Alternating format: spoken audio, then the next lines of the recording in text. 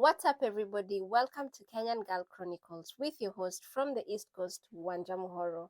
I hope you enjoyed the last episode, which was on gratitude and positive thinking.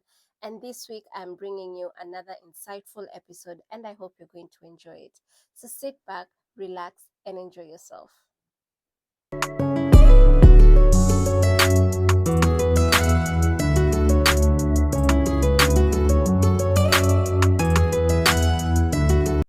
In today's episode, we're going to be talking about avoidance and procrastination.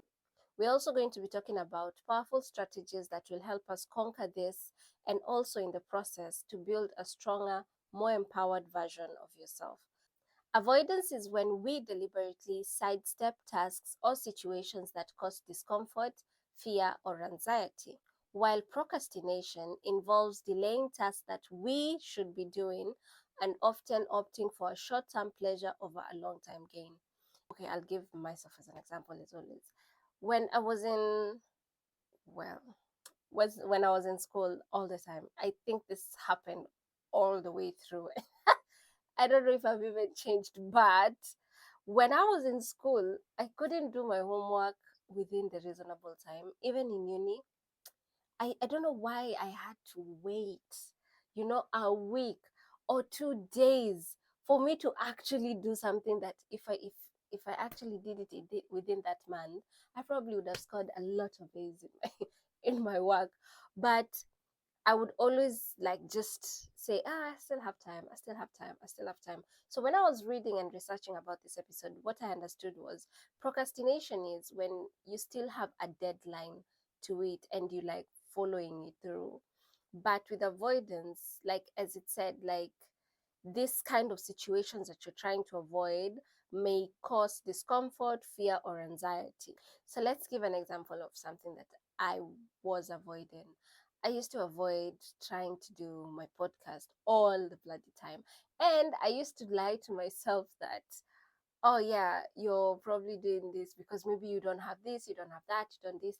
Like it would always come up, and it was always an excuse that I used to have. I didn't have a set deadline, I didn't have anything, so that's why I don't call it procrastination, because I didn't say, oh, by the end of the year I'm going to do this. No, that did not happen.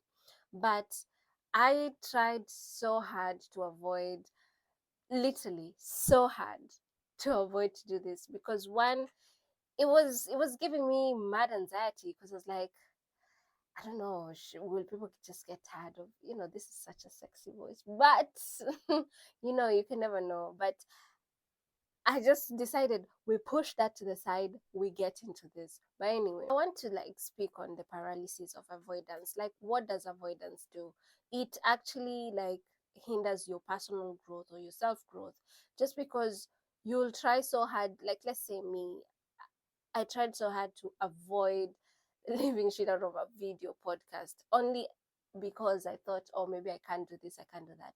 But right now, I'm just starting to like get the hang of it and trying to edit and include some things, and learning some stuff from different people. If I didn't do that, I wouldn't grow in that specific area, especially like for editing or marketing. Still needs to do a lot, but the point is we've started. So avoidance might feel like a quick fix, but it actually perpetuates the cycle of anxiety and prevents personal growth. It's like avoiding the gym just because it's intimidating, only to realize that your fitness goals remain out of reach. It's time to break from that cycle, honey. It is like, cut it. So, how can we decode procrastination? Like, procrastination is basically, as I say the first time, it's like a bestie kind of thing. And it just tricks us into thinking that we have endless time. And the truth is, time slips away faster than we realize, leaving us with missed opportunities and unfulfilled potential.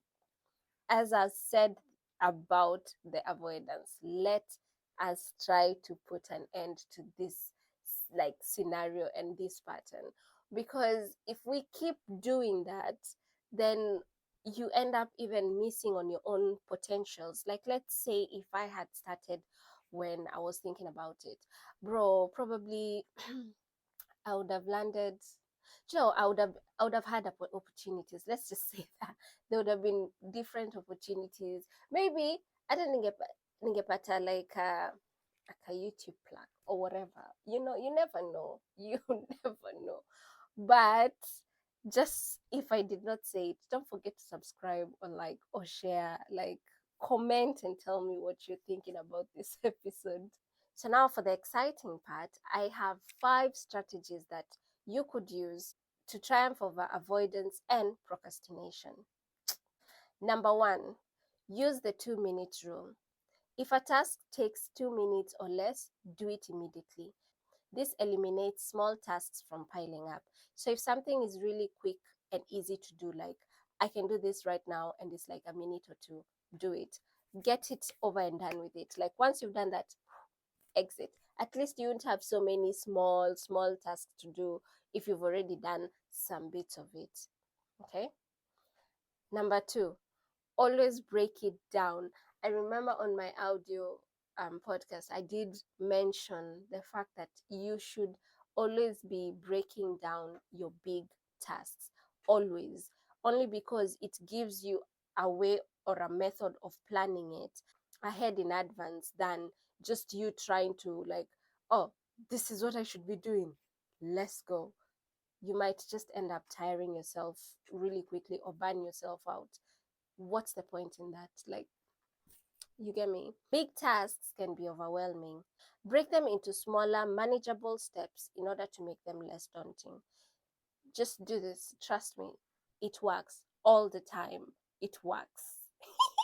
Number 3, mindful awareness. Start by recognizing when you are avoiding or procrastinating. Awareness is the first step to change. I should have put this as number 1. But, like, if you're aware that, you know what, I'm actually procrastinating this or I'm avoiding this because of such and such, then at least there you've been able to recognize and identify the problem and what is happening. And you can be able now to plan, like, okay, why am I avoiding this? If I am avoiding this, how can I be able to approach it so that I'm not thinking that it's such a hard task to do or anything? I got you all the time. I got you.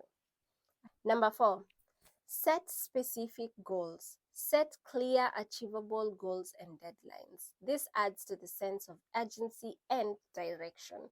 I don't know if you know about this acronym SMART, which is setting specific, measurable, attainable, realistic, and timely tasks or objectives so that you can be able to meet a deadline or do your work properly or just something.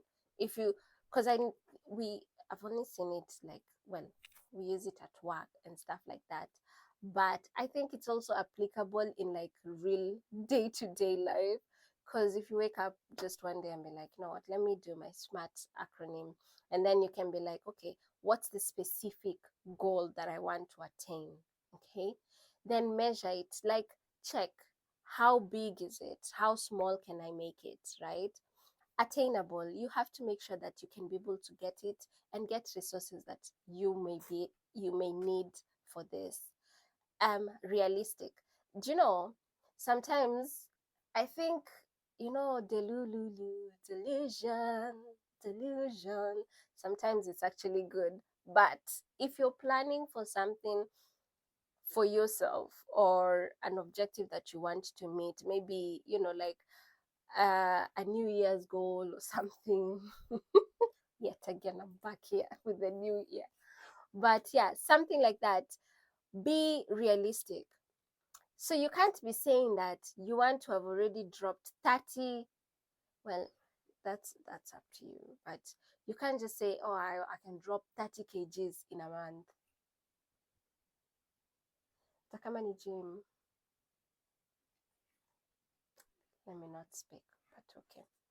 And then timely, it is for timely. So measure yourself, like, what, like, how long would I need to do this? If I need to lose 30 kgs, probably that would be like in 6 months or something.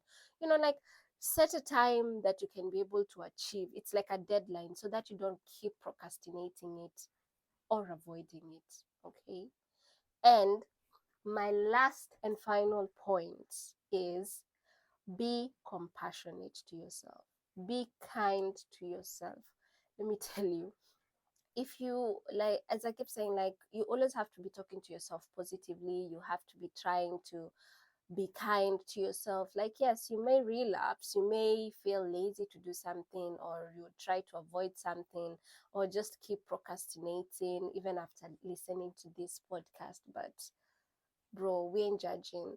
All I'm saying is be kind. Already the world, as I keep saying, it's too hard. What is to stop you from being just kind to yourself? Like, yeah, I didn't get that, or I didn't meet that objective. Do you know what? I tried my best. So next time I will attain to get it, something of the sort. So be kind to yourself. Remember that everyone faces challenges, and setbacks are opportunities to learn and grow, literally. Like, as I said on my previous episode, that with the positive with a positive mindset, then even if you're starting all over again, you're actually not starting all over again. You have all those obstacles maybe you had met, and you had already gone through them and stuff like that. You had that. So just always be open to learn and grow. If something sets you back, try and tell yourself that I think I've learned from this, or this has happened, and stuff like that. Just always remember to be kind to yourself first.